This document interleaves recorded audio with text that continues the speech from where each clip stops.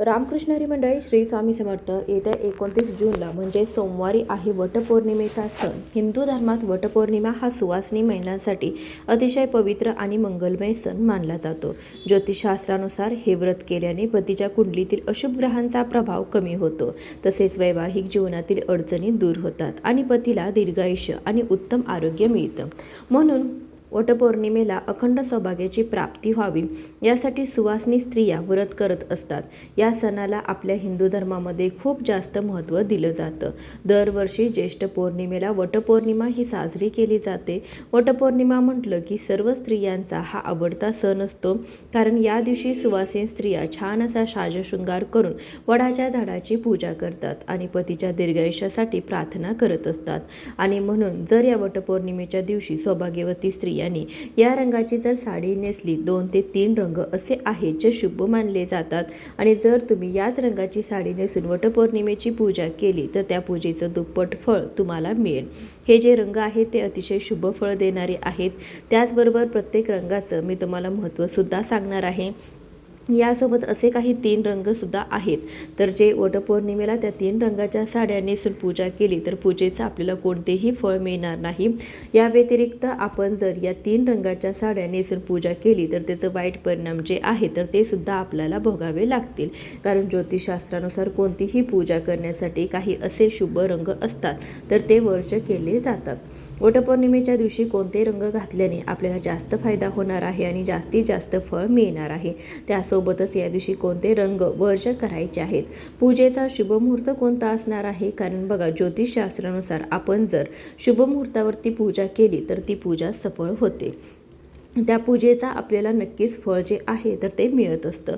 म्हणून वटपौर्णिमेची पूजा करण्यासाठी कोणता शुभ मुहूर्त असणार आहे, त्यासोबतच प्रत्येक दिवशी विशिष्ट काळ हा राहुकाळसुद्धा असतो आणि राहुकाळामध्ये कोणतीही पूजा अर्चा ही केली जात नाही.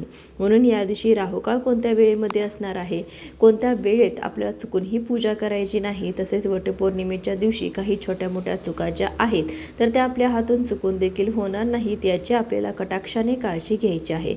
तर या वटपौर्णिमेच्या सणाची संपूर्ण माहिती या व्हिडिओमध्ये मी तुमच्यासोबत शेअर करणार आहे. त्यामुळे तुम्ही हा व्हिडिओ स्किप न करता शेवटपर्यंत नक्की पहा. चॅनलवरती नवीन असाल तर सबस्क्राईब करा. असेच माहितीपूर्ण नवनवीन व्हिडिओज पाहण्यासाठी बेल आयकॉनलाही प्रेस करा, म्हणजे जेव्हा कधी मी नवीन व्हिडिओज अपलोड करेन त्याचं नोटिफिकेशन सर्वात अगोदर तुम्हाला भेटेल आणि तुम्ही एक पण व्हिडिओ हा मिस करणार नाही. तसेच व्हिडिओला एक हाईप देखील द्या. पहा, 29 जून 2026 वार सोमवार या दिवशी वटपौर्णिमा आलेली आहे. वटपौर्णिमेचा प्रारंभ 29 जूनला पहाटे 3:07 होणार आहे. या पौर्णिमेची समाप्ती 30 जून पहाटे 5:27 होणार आहे. म्हणून उदय तिथीनुसार यंदा वटपौर्णिमा 29 जून म्हणजे सोमवारी साजरी केली जाणार आहे. 29 जून रोजी पूजेचा जो शुभमुहूर्त असणार आहे तर तो सकाळी 8:48 पासून ते 10:40 अतिशय असा शुभ मुहूर्त जो आहे तर तो असणार आहे. म्हणून तुम्हाला याच वेळेमध्ये पूजा करण्याचा जास्तीत जास्त प्रयत्न करायचा आहे. बऱ्याच वेळा काय होतं की आपली घरातील जी काही कामं असतात तर ती कामं पूर्ण करून आपण करत बसतो आणि पूजा ही शेवटी करतो, परंतु असं तुम्हाला चुकूनही करायचं नाही. पूजा ही खूप महत्त्वाची असते. त्यामुळे बघा, या दिवशी आपल्याला या शुभ मुहूर्तावरतीच पूजा करण्याचा जास्तीत जास्त प्रयत्न करायचा आहे. जर या वेळेमध्ये तुम्हाला शक्य नाही झालं तर या दिवशीचा राहुकाळ सोडून तुम्ही दिवसभरामध्ये कधीही पूजा करू शकता. पण ज्योतिषशास्त्रानुसार जर आपण कोणतीही पूजा किंवा सेवा जर शुभ मुहूर्तावरती केली तर ते खूप जास्त पुण्यकारक मानलं जातं. म्हणून या शुभ मुहूर्तावरती पूजा करण्याचा प्रयत्न करा. त्याचबरोबर तुम्हाला सांगितल्याप्रमाणे प्रत्येक दिवशी एक विशिष्ट काळ हा राहुकाळसुद्धा असतो. तर या वटपौर्णिमेच्या दिवशीचा राहुकाळ असणार आहे सकाळी 7:30 वाजल्यापासून ते 9 वाजेपर्यंत असा हा राहुकाळ साधारण 1.5 तासाचा असणार आहे. त्यामुळे या राहुकाळामध्ये आपल्याला चुकूनही वटपौर्णिमेची पूजा ही करायची नाही. बऱ्याच वेळा काय होतं, अनेक स्त्रिया जॉबला जातात, त्यामुळे सकाळी सकाळी आवरून वटवृक्षाची पूजा करतात, मग त्या जॉबला जातात. पण या दिवशी बघा, सकाळीच राहुकाळ असणार आहे. त्यामुळे सकाळी पूजा नाही केली तरी चालेल, तुम्ही संध्याकाळी येऊन पूजा करू शकता. त्यामुळे या राहुकाळामध्ये तुम्हाला चुकूनही वडाच्या झाडाची पूजा करायची करायची नाही. आता हे झालं शुभ मुहूर्त कोणता आणि अशुभ मुहूर्त कोणता, कोणत्या वेळेत आपल्याला पूजा करायची नाही. आता पाहूया यंदा वटपौर्णिमेला कोणत्या शुभ रंगाची साडी ही आपल्याला नेसायची आहे, जेणेकरून आपल्याला या व्रताचं, या पूजेचं जास्तीत जास्त फळ प्राप्त होईल. बघा, स्त्रिया ज्या आहेत तर त्या मस्त अशा या दिवशी साडी दागिने घालून वडाच्या झाडाची पूजा करतात. परंतु आजकाल फॅशनकडे एवढं जास्त लक्ष दिलं जातं, पण फॅशनसोबत आपली संस्कृतीसुद्धा जपणं तेवढंच महत्त्वाचं आहे. या दिवशी बघा, वटपौर्णिमा किंवा वटसावित्री पौर्णिमेला जे शुभ रंग आहेत तर ते रंग घातल्यामुळे आपल्याला जास्तीत जास्त लाभ जो आहे तर तो होत असतो. तसेच दुसरी गोष्ट म्हणजे दागिन्याबाबत सुद्धा मी तुम्हाला काही महत्त्वाची माहिती सांगणार आहे. त्याचबरोबर बांगड्यासुद्धा आपल्याला सौभाग्यवती स्त्रियांनी एक खूण असते आणि या बाबतीतसुद्धा काही नियम जे आहेत तर ते आपल्याला पाळायचे आहेत. जे काही शुभ रंग आहेत, हे रंग घातल्यामुळे जास्तीत जास्त सकारात्मक लहरी या निर्माण होत असतात. पूजेचं फळ हे आपल्याला मिळत असतं. आता या वटपौर्णिमेच्या दिवशी कोणते रंग घातल्यामुळे आपल्याला त्याचा लाभ होतो हे आपण अगोदर जाणून घेऊया. तर सगळ्यात पहिला रंग आहे तो म्हणजे हिरवा रंग. आपल्या सर्वांनाच माहीत आहे की आपण जेव्हा देवीची ओटी भरतो तेव्हा हिरव्या रंगाची साडी, हिरव्या रंगाच्या बांगड्या या आपण घालत असतो. म्हणून जर महिलांनी या वटपौर्णिमेच्या दिवशी हिरव्या रंगाची साडी नेसली तर खूप जास्त सर्वोत्तम आहे.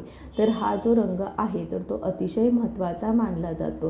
हिरवा रंग हा सौभाग्याचं प्रतीक आहे. हिरवा रंग हा आपल्या सुख समृद्धी ऐश्वर्य प्रदान करत असतो. तर बघा, हिरव्या रंगाची साडी घातल्यामुळे आपल्याला भगवान श्रीहरी विष्णू आणि भगवान शिवशंकर यांचा आशीर्वाद प्राप्त होत असतो. तसेच आपल्या सौभाग्यामध्ये सुद्धा वाढ होत असते. तसेच या दिवशी हिरव्या रंगाची साडी घातल्याने आपल्या वैवाहिक जीवनामध्ये ज्या काही समस्या, अडीअडचणी आहेत तर त्यासुद्धा दूर होत असतात. पती पत्नीमध्ये सौख्य राहतं आणि म्हणून आपण या दिवशी हिरव्या रंगाची साडी नेसून वटपौर्णिमेची पूजा केली तर आपल्याला संपूर्ण फळ मिळत असतं. त्यानंतरचा दुसरा रंग म्हणजे पिवळा रंग. आपल्या हिंदू धर्मामध्ये पिवळ्या रंगाला पितांबर असं देखील म्हटलं जातं. पिवळ्या रंगाला ज्ञान, पवित्रता, समृद्धी आणि मांगल्याचे प्रतीक मानलं जातं. हिंदू धर्मात पिवळ्या रंगाच्या कपड्यांना पितांबर म्हटलं जातं. म्हणून कोणत्याही शुभ कार्यामध्ये, मांगलिक कार्यामध्ये पिवळा रंग हा अवश्य वापरला जातो. म्हणून पूजेमध्ये पिवळा रंग हा खूप शुभ मानला जातो. पिवळा रंग हा सूर्यदेव, मंगळ, बृहस्पती, गुरु ग्रह या ग्रहांचे प्रतिनिधित्व करत असतो. पिवळा रंग हा आपण या दिवशी परिधान केल्याने आपल्या कुंडलीतील गुरुग्रह सुद्धा मजबूत होतो. त्याचबरोबर दुसरी महत्त्वाची गोष्ट म्हणजे हळद. जसं की आपण हळदी कुंकू म्हणतो, त्यातली हळद, जे हळदीला जेवढं महत्त्व दिलं जातं तेवढंच महत्त्व आपल्या हिंदू धर्मामध्ये पिवळ्या रंगाला सुद्धा आहे. खरंच तर शक्य झालं तर यंदा वटपौर्णिमेला पिवळ्या रंगाची साडी अवश्य नेसा. कारण पौर्णिमा तिथी जी आहे तर ती पौर्णिमा तिथी ही भगवान विष्णूंना, माता लक्ष्मी यांना समर्पित आहे. त्यांना पिवळा रंग हा अत्यंत प्रिय आहे. त्यामुळे आपल्या सर्वांना माहीत आहे, जिथे भगवान विष्णू असतात तिथे माता लक्ष्मी ही स्वतःहून वास करत असते. म्हणून यंदा पिवळ्या रंगाची साडी नेसून नक्कीच वटवृक्षाची पूजा करा. यामुळे नक्कीच भगवान विष्णू, माता लक्ष्मी यांचा आशीर्वाद तुम्हाला प्राप्त होईल. यानंतरचा पुढचा रंग आहे तो म्हणजे लाल रंग. जर तुमच्याकडे लाल रंगाची साडी असेल तर ती सुद्धा तुम्ही नेसू शकता. कारण आपल्या हिंदू धर्मात लाल रंग हा खूप जास्त शुभ मानला जातो. जेव्हा रोज देवपूजा आपण करतो, इतर वेळी काही पूजा करत असतो, काही पूजा मांडणी करत असतो किंवा काहीही विधी करत असतो पूजेचा, तेव्हा लाल रंगाचं वस्त्र हे आपण वापरत असतो. लाल रंग हा सर्व देवी देवतांना खूप जास्त प्रिय आहे. त्यातल्या त्यात बघा, माता लक्ष्मीला सुद्धा हा रंग खूप प्रिय आहे. त्यामुळे या दिवशी आपण लाल रंगाचे वस्त्र परिधान करून वटवृक्षाची पूजा केली तर नक्कीच त्याचं शुभ फळ आपल्याला प्राप्त होत असतं. त्यामुळे सौभाग्यातील एक महत्त्वाची गोष्ट म्हणजे कुंकू. कुंकू जे आहे तर ते लाल रंगाचं असतं. त्यामुळे लाल रंग हा उत्साह, सौभाग्य, उमंग, धैर्य आणि नवीन जीवनाचा प्रतीक मानला जातो. एवढेच नाही तर लाल रंग हा धनाची देवी म्हणजेच माता लक्ष्मी आणि शक्तीची देवी म्हणजे माता दुर्गा यांना अत्यंत प्रिय आहे. म्हणून तुम्ही यंदा वटपौर्णिमेला लाल रंगाची साडी घातल्यामुळे सुद्धा तुम्हाला एक सकारात्मक ऊर्जा मिळेल. त्यानंतर बघा, चौथा रंग आहे तो म्हणजे केशरी रंग. हा रंग सुद्धा सूर्योदय आणि सूर्यास्ताचा रंग आहे. केशरी रंग ज्ञान, शुद्धता आणि सेवेचं प्रतीक मानला जातो. आपल्या हिंदू धर्मात हा रंग यज्ञ आणि अग्नीच्या ज्वालांसारखा प्रकाशमान मानला जातो, जो अज्ञानाचा अंधकार दूर करून सकारात्मकतेचा संचार करतो. एवढेच नाही तर छत्रपती शिवाजी महाराजांच्या सेनेचा ध्वज रामकृष्ण आणि अर्जुन यांच्या रथाचे ध्वज केशरी रंगाचे होते. आपण केशरी रंग शौर्य बलिदान याचे प्रतीक आहे. तसेच केशरी रंग दैवी शक्तीचे प्रतिनिधित्व करतो. या रंगातून आपल्याला एक सकारात्मक ऊर्जाही मिळत असते. त्यामुळे केशरी रंगाची साडी घातल्यामुळे तुम्हाला एक नवीन प्रकारची ऊर्जा मिळते. म्हणून तुम्ही केशरी रंगाची साडीसुद्धा यंदा वटपौर्णिमेला नेसू शकता. तसेच गुलाबी रंगाची साडीसुद्धा तुम्ही या वटपौर्णिमेला नेसू शकता, कारण गुलाबी रंग हा सुद्धा जास्त शुभ मानला गेला आहे. गुलाबी रंगाची साडी नेसल्याने नवरा बायकोच्या मधील जे काही नातं आहे तर ते जास्त घट्ट होतं. या रंगासोबतच तुम्ही चिंतामणी किंवा पोपटी चॉकलेटी या रंगाच्या साड्यासुद्धा तुम्ही नेसू शकता, किंवा तुमच्याकडे या शुभ रंगाचे ड्रेस असतील तर ते सुद्धा तुम्ही घालू शकता. परंतु शक्यतो वटपौर्णिमेला सर्व महिलांनी साडीच नेसण्याचा जास्तीत जास्त प्रयत्न करायचा आहे. प्रत्येक रंग जो आहे तर त्या रंगामध्ये काहीतरी सकारात्मक ऊर्जा खेचून घेण्याची ताकद असते आणि त्याचा आपल्या मनावर आपल्या शरीरावर काहीतरी सकारात्मक परिणाम जो आहे तर तो होत असतो. आणि म्हणूनच जे काही शुभ रंग मी तुम्हाला सांगितले तर त्यातील एखादा शुभ रंग निवडून त्या रंगाची साडी ही आवर्जून नेसायची आहे. आता पाहूया की या दिवशी कोणत्या रंगाच्या साड्या ज्या आहेत तर त्या चुकूनही नेसू नये. सुवासिनी महिलांना माहीतच असेल की पूजेच्या दिवशी या शुभ सणासुदीच्या दिवशी आपण शक्यतो काळा रंग पूर्ण पांढरा रंग यासोबतच अगदी डार्क निळा रंग हे रंग शक्यतो आपल्याला टाळायचे आहेत. कारण तुम्ही बघितलं असेल कोणत्याही पूजेमध्ये काळा रंग आणि पांढरा रंग हा अजिबात वापरला जात नाही, कारण की हे रंग अशुभ मानले जातात. व्रतामध्ये आपण या रंगाचे कपडे परिधान केले तर आपल्यामध्ये एक नकारात्मकता येत असते आणि कुठेतरी आपण केलेल्या पूजेचं आणि व्रताचं फळ जे आहे तर ते आपल्याला मिळत नाही. त्याचबरोबर पुढची गोष्ट म्हणजे बांगड्या. बघा आजकाल काय आहे ना, ज्या रंगाची आपण साडी घालतो त्याच रंगाच्या मॅचिंग बांगड्या पण घालत असतो. तुम्ही मॅचिंग तर इतर बांगड्या घाला, पण त्यामध्ये तुम्हाला हिरव्या रंगाच्या काचेच्या बांगड्या ह्या आवर्जून घालायच्या आहेत. वटपौर्णिमेच्या दिवशी तुम्हाला हिरव्या रंगाची काचेची बांगडी किंवा 6 तरी बांगड्या तुम्हाला हातामध्ये घालायच्या आहेत. सोन्याच्या घाला किंवा इतर कोणत्या धातूच्या बांगड्या घालू शकता, पण त्यासोबतच हिरव्या रंगाच्या काचेच्या बांगड्या या तुमच्या हातामध्ये असायलाच हव्या, कारण हिरव्या रंगाच्या बांगड्या हे अखंड सौभाग्याचं प्रतीक आहे. हा सणसुद्धा अखंड सौभाग्यासाठीच केला जातो. ज्या हाताने आपण पूजा करणार आहोत त्या हातामध्ये हिरव्या रंगाच्या बांगड्या ह्या असायलाच पाहिजेत. शक्यतो या दिवशी प्लॅस्टिकच्या किंवा मेटलच्या बांगड्या अजिबात घालू नका. आपल्या हिंदू धर्मात काचेच्या हिरव्या बांगड्यांना अतिशय महत्त्वाचं स्थान दिलं गेलं आहे. हिरव्या बांगड्यांना लक्ष्मीचं रूप मानलं जातं आणि म्हणून आपल्याकडे बघा जेव्हा मुलीचं लग्न होतं तेव्हा तिच्या हातामध्ये हिरव्या रंगाचा चुडा हा भरला जातो. तसेच आपण जेव्हा सौभाग्यवतीची ओटी भरतो तेव्हासुद्धा त्या ओटीमध्ये हिरव्या रंगाच्या बांगड्या ह्या आवर्जून असतात, कारण ते सौभाग्याचं प्रतीक आहे. जेव्हा आपण हिरव्या रंगाच्या बांगड्या आपल्या हातात घालतो तेव्हा सौभाग्यामध्ये सुद्धा वाढ होत असते. जेव्हा आपण या बांगड्या आपल्या हातात परिधान करतो तेव्हा आपल्या पतीची सुद्धा प्रगती होत असते. त्यामुळे बघा महिलांनो, तुम्हाला हिरव्या रंगाच्या बांगड्या आपल्या हातामध्ये घालायच्या आहेत. यानंतरची पुढची गोष्ट आहे ती म्हणजे टिकली. आता आपण साजशृंगार करणार आहोत आणि टिकली ही लावतोच. याशिवाय आपला शृंगार जो आहे तो पूर्ण होत नाही. परंतु या दिवशी तुम्हाला बघा चुकूनही पांढऱ्या रंगाची टिकली अजिबात आपल्या कपाळावरती लावायची नाही. यासोबतच काळ्या रंगाची टिकलीसुद्धा आपल्या कपाळावरती लावायची नाही. टिकलीच नाही तर या रंगाचा गंधसुद्धा वापरायचा नाही. या काही चुका ज्या आहेत तर त्या आपल्याला या दिवशी आपल्या हातून होऊ देऊ नका, जेणेकरून आपल्याला या व्रताचं पूजेचं शुभ फळ जे आहे तर ते प्राप्त होईल.